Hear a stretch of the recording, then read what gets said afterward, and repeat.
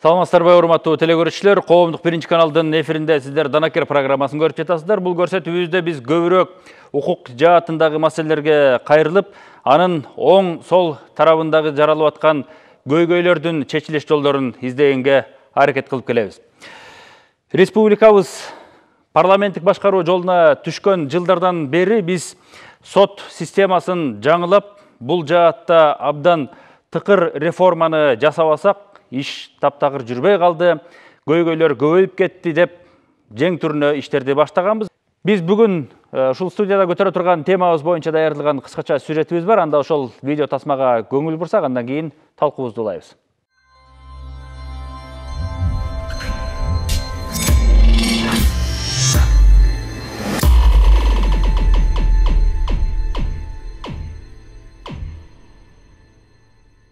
Сот системасында иштегендердин бардыгы кээ ошол акчага болобу, же болбосо тууган тушкандардын кызыкчылыктары болобу, же болбосо кандайдыр бир саясий кызыкчылыктары же өзүнүн каалаган жактары бар болгондуктан сот системасы толук кандуу көз карандысыз иштей албай атат да. Бирок эгерде алар өздөрүнүн ички сезими менен, ички баалуулуктары менен биз көз карандысыз иштейбиз, жумушунан кетсем кетейин, бирок ушул ишти мен мыйзам чегинде чыгарып берем деп, эгерде ошондой соттор көбөйсө, мисалычы, менин боюнча сот системасы тезирээк көз каранды болгонго мүмкүнчүлүк болмок да. Соттор өздөрү жумуш ордун алдыргенден корккондон көп учурларда ушундай ар кандай менин боюнча мындай укук бузууларга барып, көз карандысызды толук кандуу алып кетпей атат да.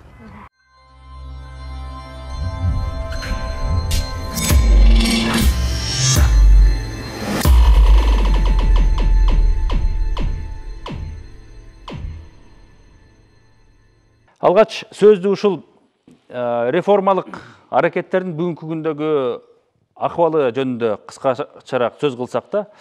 Сот өзү мындайча айтканда өзүнчө кандайдыр бир адилет иштеп кетүү мүмкүнчүлүгү жок.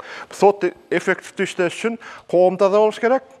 Коомдук пикир ошол баягы коррупция, паракорлукка каршы болгон механизмдер иштеп, андан кийин бийлик бутактарынын мындайча айтканда башка бутактары дагы мындай тең салмакташтырып, алар коррупцияга аралашпаган системада болсок, ошондо гана мындайча айтканда адилеттүү сөз системасына келишибиз мүмкүн. Эгер мына коомдо айтылган сын пикир боюнча өкмөттө коррупция деп сындап атабыз, парламентте коррупция деп сындап атабыз, президенттин аппаратында мынакей Нарымбаевдин чыр-чатагы боюнча коррупция деп атабыз. Анан башка бийлик бутактары ушундай кандайдыр бир деңгээлде коррупцияга аралашып турса, сот мындайча айтканда реформа болуп алдыга жылып кете албайт. Андан сырткары сот кеңеши ушул сот системасынын ичинде сотторду дагы келип түшкөн арыздарды карап, жазага тартуу сот кеңешинде жалаң соттордун төрагалары ошого мүчө болуп кирип алган. Анан мисалы үчүн соттун төрагасы мүчө болуп кирип алгандан кийин эртең любой сот кайтат да. Мен тет жакта отурам. Сен могул тапшырманы аткарбасаң, эртең тетиги соттор кеңеши аркылуу сени мындайча айтканда жазага тартып, керек болсо кызматтан алабыз деген ошол механизмдердин баары калган. Анан соттун төрагаларына баягы эле Ак үйдөн телефон чалып, тапшырма берген системалардын баары калган. Ошондуктан сотту көз карандысызын бекемдеп, эффективдүү жолго чыгарыш үчүн сот системасын, соттордун көз карандысызын бекемдөө бул институционалдык жана ошол материалдык. Анан ага кошуп туруп, соттордун кызмат иши өтө мындай кылдат болгонго, сотко барам деген киши тууган, аш-той жана башкаларды унутуп, соттун этикасын өтө жогорку деңгээлде сактап, эгер той, ашта же бир кафе, ресторанда шарактап жүргөн фактыларды коомчулук тарабынан жетсе, аны тез арада ошол соттор кеңеши аркылуу тартипке чакырып, соттун жанагы өзүнүн этикалык жоболорун таза сактаган ушундай комплекстүү механизмдердин негизинде ишке ашырбасак, мындайча айтканда, сотторду тепкилей берсек, баары бир алар өзүнчө реформаланбайт. Магызынан алганда ишти жасагансып атабыз, бирок башкаларга аралашып кетип атат. Коомдук турмушка, күнүмдүк тиричиликке аралашып кеткен дагы жагдайларга чейин каралышы мүмкүн деп атат. Сиздин пикириңизде жанагы тандоо кеңешинин иштеп аткандыгы, азыркы эле соттор кеңешинин иштеп аткандыгы, анан окуй сотторду мына ушундай өз алдынча койдук деп депутаттар деле биз буларга тийишпейбиз, өзү каалагандай чечим чыгарат деп, Ак үйдөн, Көк үйдөн ошентип айтып атканыбыздын өзү база болуп бере алабы ушул соттордун реформалык жааттагы бир өзгөрүүлөрүнө келатканда? Рахмат. Мен сөздү тереңден башсам, мына адам укугу бұл дүйнөдө ең баалуу, ең ыйык. Біз укуктуу мамлекет курууда бұл адам укугун бир гана сот карайт. Сот чечип берет. Адам укугу эмес, мына экономикалык багытта, юридикалык жактарда бүт сот адам укугун аныктайт да, укуктуу сот аныктайт. Ошондуктан мына баарыбыз кеп кылып айтып атабыз, саясий серепчилер, юристтер бардыгы сот системасы адилеттүү кылыш керек деп. Албетте, адилеттүү сот системасын орнотпойынча биздин мамлекетте мыйзамдуулук орнобойт. Мына азыркы биздин аракеттер сот системасын реформалоо боюнча, сотторду реформалоо боюнча. Сиз өзүңүз айтып атасыз, соттор тандоо кеңеши. Негизги принциби туура. Соттор тандоо кеңеши бул бийликтен президенттик администрация, андан кийин оппозиция, позиция деп соттордун өзүнөн бул 24 состав иштейт да. Бирок ошо 24 составдын сотторду кошпогондо кимдер отурат ал жерде? Мына сотторду азыр тандап атканда биз 70%-ын бүтүп калдык окшойт. Ал жерде кызыгып карасаңыздар болот. Ошол кеңештин алдында мониторингдеп турат. Монитордо берилген суроолор боюнча үтүр точкасына чейин айтпаса, ага 0 коет да. Эгер ошону үтүр точкасына чейин жаттап алып айтса, ал 10 балл алат. Демек, бул жерде ал мыйзамды жаттап айтчу эмес, мыйзамды түшүнүп жана материал укуктарды пайдалана билүү керек сот болгон адам. Ушул жерден принцип бузулуп атат да. Азыр мына мен буга далил катары айтайын. Жаңы шайланган соттор, таңдалган соттор. Эски иштеп жүргөн тажрыйбалуу, аябай билимдүү практик соттор бар. Алар өтпөй калды, жарабайт, билбейт экен деп. Өткөн сотторго, ошол соттор тандоо кеңешинен өтпөй калган судьяларды, мурдагы судьяларды, азыр сотторду окутуу борборун алып келип, аларды окутуп атат кайра. Мына ушул жерден биз соттор тандоо кеңешиндеги жанагы мүчөлөрдүн сот системасын өзгөртүүгө алар мүмкүндүгү жок экенин билгилейт. Биз соттоо тандоо кеңешине биз кошушубуз керек, ал жерде ошол укукту түшүнгөн. Сот боло турган адамды таңдай турган адамдын өзүнүн деңгээли бир тепкичкечине жогору болуш керек да. Бакыт агасы кандай дейсиз? Эми биздин сот системасы, сот реформасы жүрбөгөн мынакей Данияр Нарымбаев өзү ошо сот реформасын өткөрүп аткан адам азыр соттолуп аткан кезде өзү айтты. Мындай сот реформа иштебейт экен. Аида Салянова генеральный прокурор болуп жүрүп, бул да сот реформасына өзүнүн баягы кезинде салымын кошуп жүргөн. Азыр айтып атат, мындай сот реформа болбойт экен, иштебей жатат. Эми мен Тулеев жана башкаларды мен айтпай эле коем. Наразы болгондор азыр сотко көп. 50% наразы. 50% балким кандайдыр бир чындыкты таап аткандар, чынында эле реформага аракет кылып атат. Бирок үзүрүн эл көрбөй жатат, эл азыр сотко ишенбей жатат. Мурункудай эле калды деп айтсак болобу? Мурункудай эле калды. Анан эгерде бүт башка тармакта болгон реформаларды энергетикада болобу, айыл чарбада болобу, жогорку кеңеште болобу, бүт болгон революциядан кийин кылган бүт реформалар соттор жокко эсеге чыгарып атат азыр. Мына ошон үчүн биздин сотубуз конституцияда чолок болуп калган. Ошол конституцияны өзгөртүш керек. Анан конституцияны өзгөртпөй, пайдабалын өзгөртпөй, биягын улам өзгөртүп берсек, өмүр бою өзгөртүп жүрө беребиз. Мындай сот реформасы терең керек, радикалдуу жана кыска мөөнөттө өтүш керек. Болбосо бул сот реформасы азыр элден эчтен сурасаңар, 100 кишиден 90-ы айтат, мен ишенбейм дейт биздин сотко. Урмат, сиздин байкооңуз. Бүгүнкү күндө бул жерде сот реформасын жүргүздө кандай негизги көйгөйлөр жаралды? Биринчиден бул ошол соттордун финансылык жактан финансылык жактан көз карандысыздыгы, эгерде көз карандысына алып келе турган болсок, ал эми ошолордун экинчиден чечимдерди чыгаргандагы көз карандысыздыгы, ошондой эле үчүнчүдөн соттордун тандоодогу көз карандысыздыгы тууралуу айтып кетсек болот.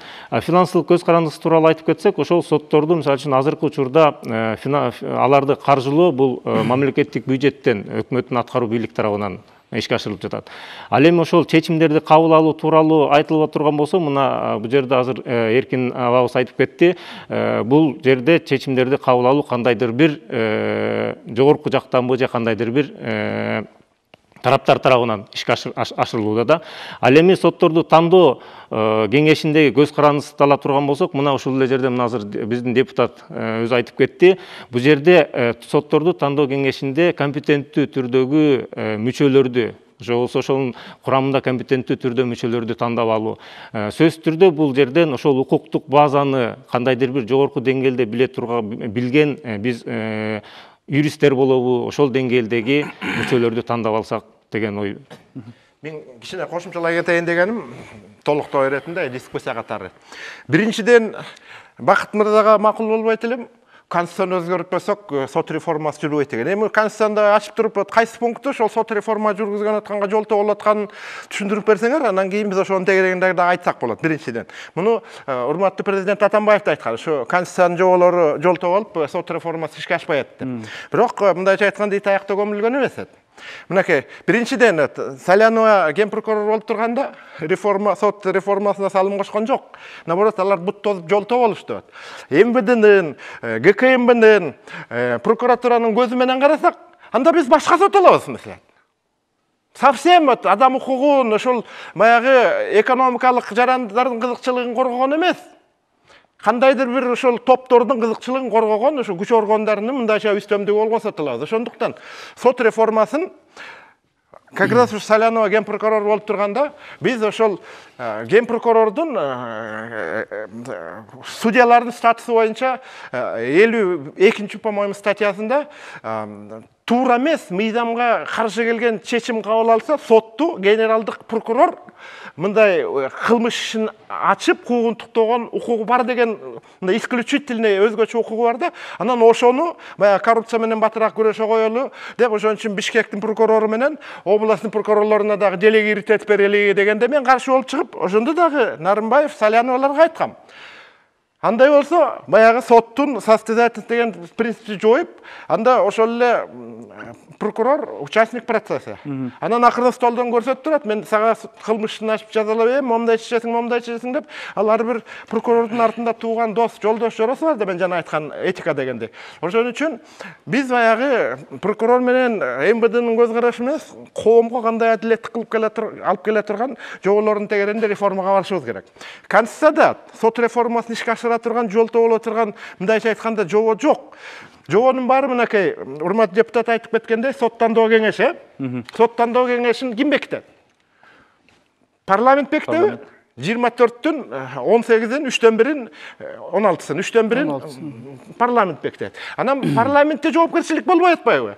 Парламент 16 жанагы мүчөсүн кабыл алат, өткөрөт. Оппозиция болуп 4-төн. Эгер ушул логиканы кармай турган болсок, бул мыйзамда жок экен норма. Азыр мына жаңы шайланып келген парламенттин оппозициялык азчылыкта бизде азыр мүчө жок.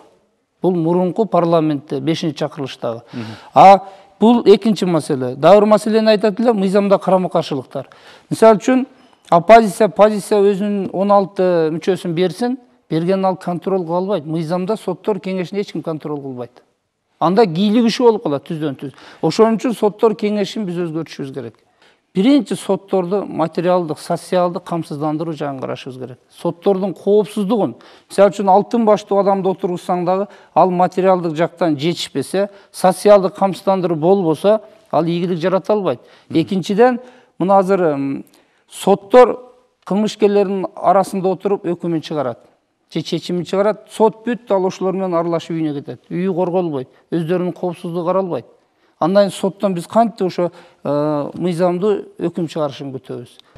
Мен бир нерсени айтып кетет элем. Александр II Россиянын императору 1864 жылы бир жылда соттун реформаны жасап койду. Бардыгын алмаштып. Мына биз 5 жыл өттү революциядан. Дагы эле реформа жүрүп атат, күнүгө жүрүп атат. Ошо реформаны жүргүзгөн адамдар соттолуп атат. Өстөр айтып атат, бул туура эмес экен деп атат. Буну баардык изилдеп, соттордун айлыгы экен тиги туура. Бирок пайдубалын караш керек да, пайдубалында мамлекетте 3 бийлик болуш керек. Аткаруу, мыйзам чыгаруу жана сот бийлиги болуш керек. Баардыгы бири-бири менен эч кандай бири-бирине зависит этпеш керек. Биздин соттордо ким сурап атат? Сурагыла соттордон.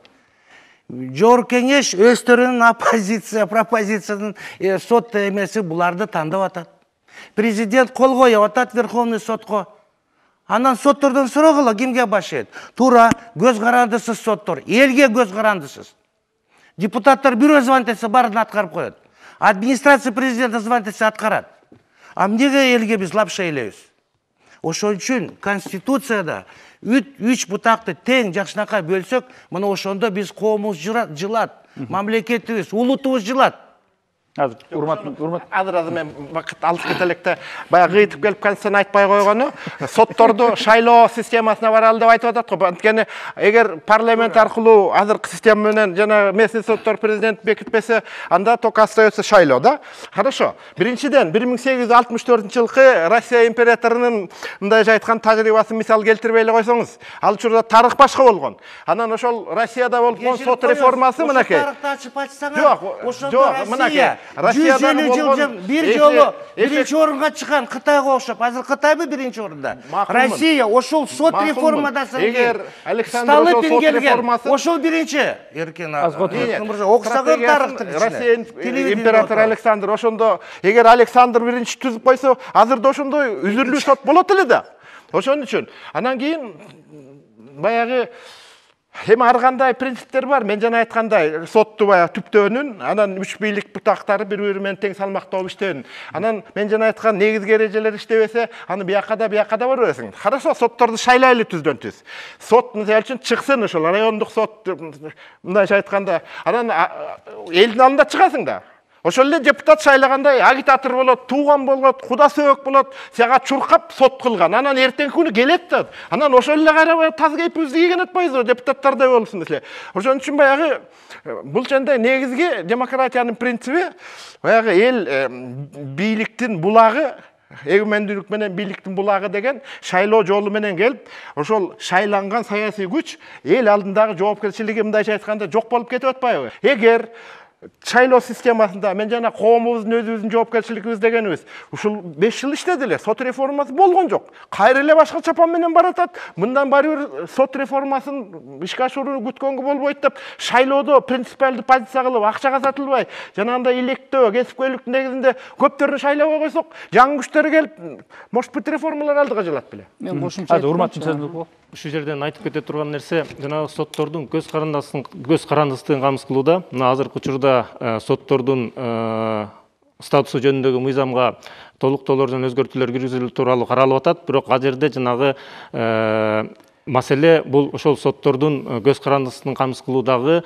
өздөрүнүн ой пикирин айтууда. Башкача айтканда, ошол соттор өздөрүнүн кандайдыр бир ой пикирин айтууда, алардын ишин эгерде кандайдыр бир жолтоо боло турган болсо, ошол ой пикирин айтууну коомчулукка карата чыгып айтуу тууралуу маселени койсо, биринчи маселеси. Экинчи маселеси ошол соттор жөнүндөгү, соттордун статусу жөнүндөгү мыйзамда ошол соттордун жоопкерчиликтери дисциплинардык жоопкерчиликтен кылмыш жоопкерчилигине чейин кароо зарылдыгы туулуп турат да азыркы учурда. Мына ошонун баардыгы тең. Биз эгерде жалпы жанагы соттордун статусу жөнүндөгү биз киргизип атабыз, жанагы судьялардын соттордун судьялардын кеңешине биз жарандык коомдон киргизелди. Бирок жарандык коомду аны ошол эле парламент тарабынан тандалып жатат да. Бул ошол парламент тарабынан эмес, эгерде соттордун курултайы тарабынан тандалып киргизилсе, ошол жарандык коомдор, анда бул башкача маселе.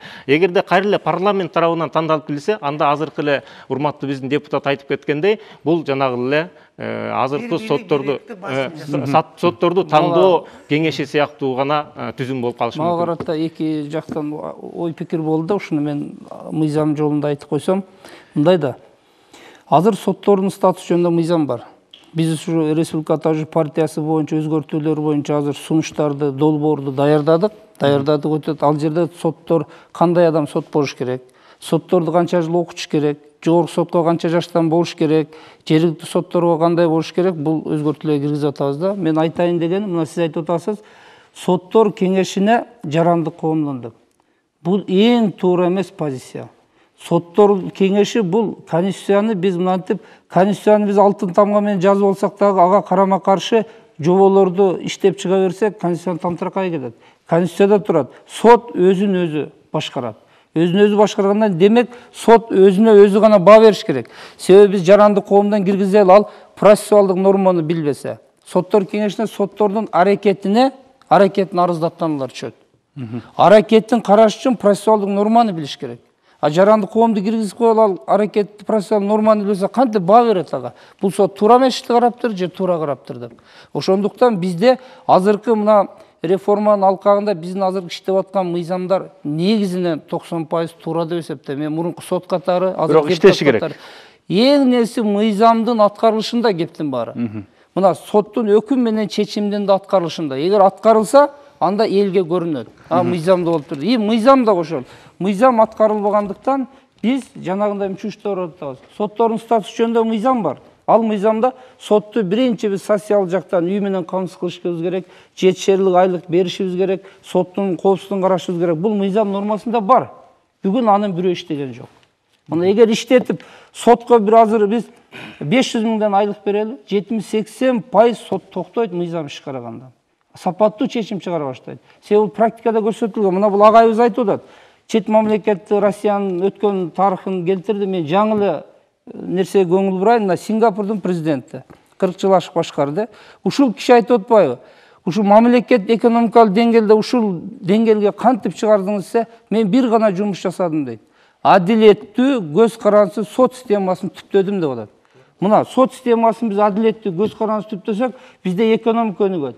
Инвестор келет, жарандардын укугу корголот, жанагындай караларга бар укугун корготпой калат, модага айланбай калат. Кичине кошумчалай кетейин, урматтуу депутатым, макул болуп, баягы уурлук болгонго кароолчу коюп, анан кароолчу уурдабасын үчүн анын үстүнө кароолчу коюп, биз эч качан маселе чече албайбыз. Ошон үчүн айтайын дегеним просто.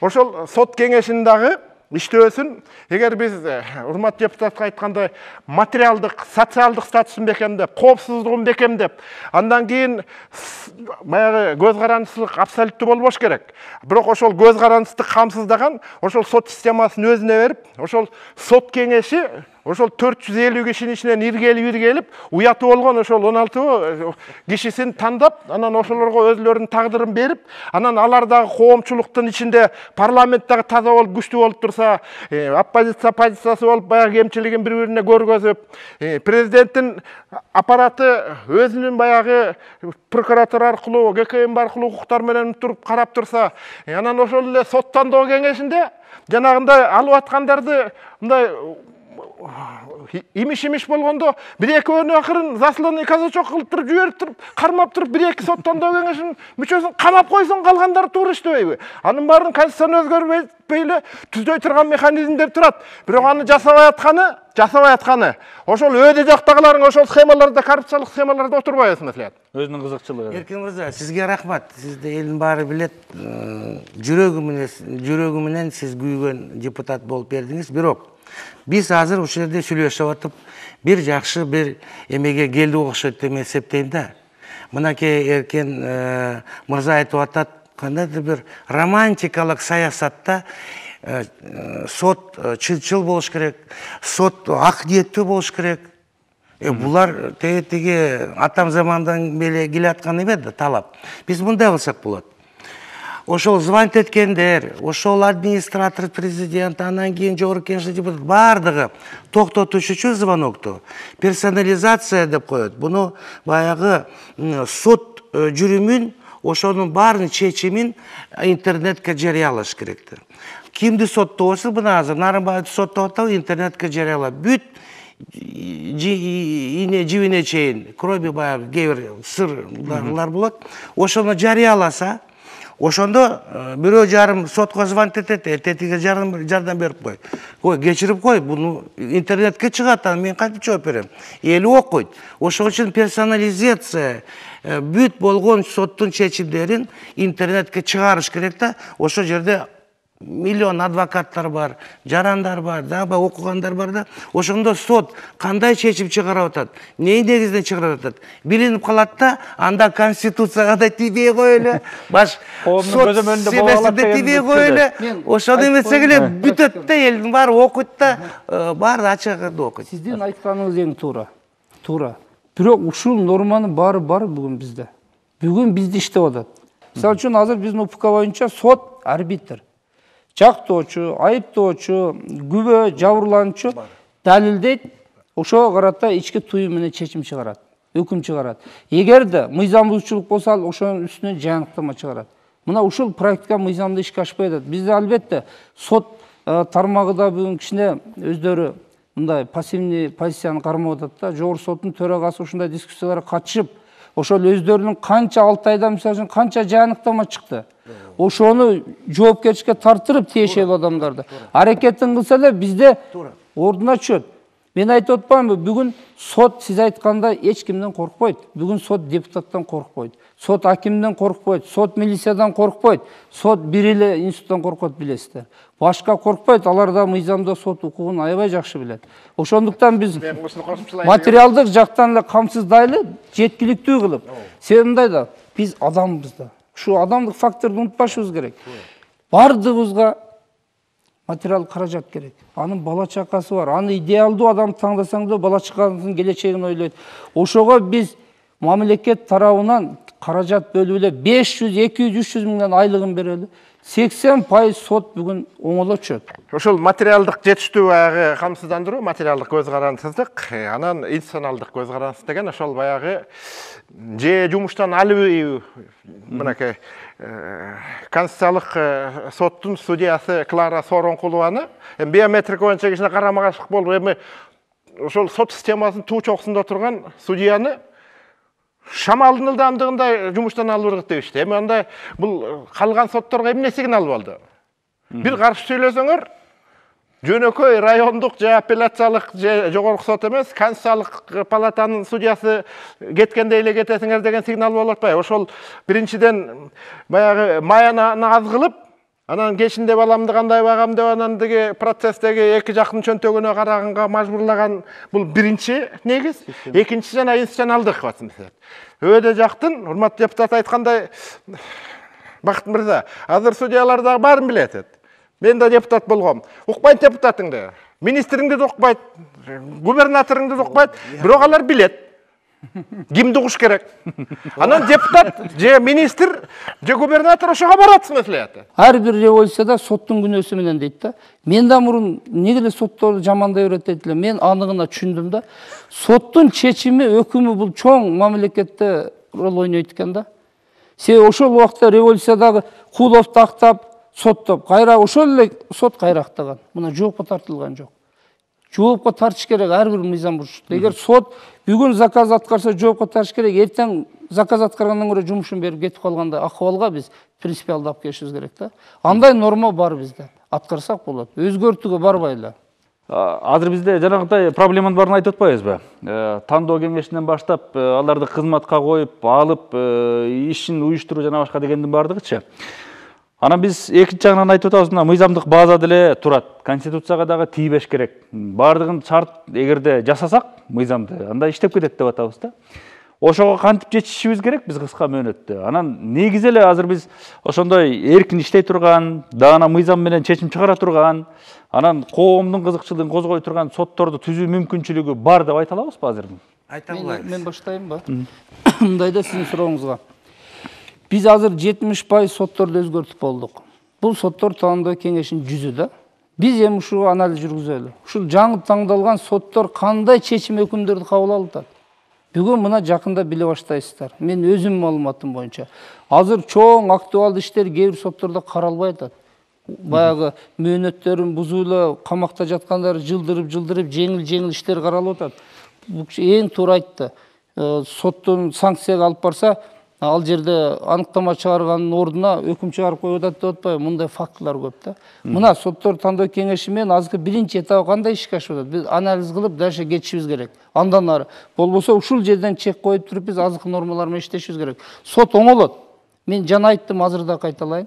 Соттун токтоосуз социалдык проблемасын, материалдык абалын чечип туруп, соттордун ар бир чыгарган жайынтыктамасына биз көңүл бөлсөк, бардык бийликтер бул туура эмес иштерге же бул туура эмес жанагындай тергөө аракеттерин жүргүздү, туура эмес козгоду дегенге баа бере баштасак эле оңдолот бардык нерсе. Укук коргондордун бардык иши бар эле сотко такалат. Ал жерде сот алардын мыйзамда аракетин аныктап атат. Мына ушул жерге биз аткарылышына көзөмөл кылсак, милиция оңолот. адам укугун тебелебей туура эмес иштерди козгобой калат. Прокуратура оңолот, туура эмес айыбын бекитпей калат. Коопсуздук кызматы оңолот, туура эмес жана огдарлар сап экстремдүү жоопко тартпай калат. Ошол жерден биз жай аныктамага көңүл бурушубуз керек. Материалдык, финансылык, коопсуздук, институционалдык көз карандысынын бекемде принциптерин аны бизден баягы Америка иште дөңгөлөк ойлоп чыгып атканбыз. Ал баягы далилденген адам тарыхында ар кайсы өнүккөн өлкөлөр ошол Сингапурда киргизилген принциптерди колдонсок, андан кийин сот системасын өзүн-өзү башкаруу системасын дагы бекемдесек, жанагы айтылган жоболор менен сот тандоо кеңешинин, сот совет судья, соттор кеңешинин ишин дагы жанагындай соттор системасынын ичинде өздүк демократиясы болуп, анан алар дагы 460 киши көрүп билбей эле калышат бири-бирин. Ай могул паракор, могул коррупционер деп, анан эгер съездин ичинде болгондо, алар өз тартипке чыгып, сен бизге шек келтирип атасың, момундай биздин аянабызды, момундай коопсуздук бекемдеп берип атса, Кудай урат деп аларды соттор кеңеши өзү эле мындай адам тарыхында далилденген принциптер менен тазалануу мындайча кетет эле да. Ага парламент таза болуш керек. Президент таза болуш керек, коом таза болуш керек. Анан парламент менен президент түзгөн өкмөт таза болуш керек. Бул жерден кошумча катары айтып кетейин дегеним, биринчиден ушул сот бул бийликтин бутагы деп Бактак агабыз айтып кетти. Бийликтин бутагы катары ошол судья сотко келгенде мен бийликке келдим эмес, бул өзүнүн ошол мамлекет алдындагы жоопкерчилигин сезе билсе деген ойда. Башкача айтканда, ошол адам укугун, адам эркиндигин кантип коргой алат? Ошол өзүнүн чыгарган чечиминин негизинде биринчиден. Экинчиден, ошол адам укугун коргоп жаткан учурда адам эркиндигин ошол сот өзүнүн чыгарган чечиминде ошол жерден мамлекеттин социалдык экономикасына, ошондой эле жалпы эле мамлекеттин келечегине кандайдыр бир негиз кыла алат да. Ал эми экинчиден айтып кетерим, бул ошол соттор өзүн тазалоо принцибине туруш керек. Өзүн тазалоо принциби дегенибиз ошол жанагы соттор кеңешинде кандайдыр бир жоопкерчиликке тартуу учурунда, ошол учурда өздөрү бир татыктуу ошол жанагы мен сот бийлиги менен бийликке эмес, мен ошол жалпы мамлекет алдында, эл алдында жоопкерчиликке катары келген адам катары деп чечсе туурабы деп ойлойбуз да.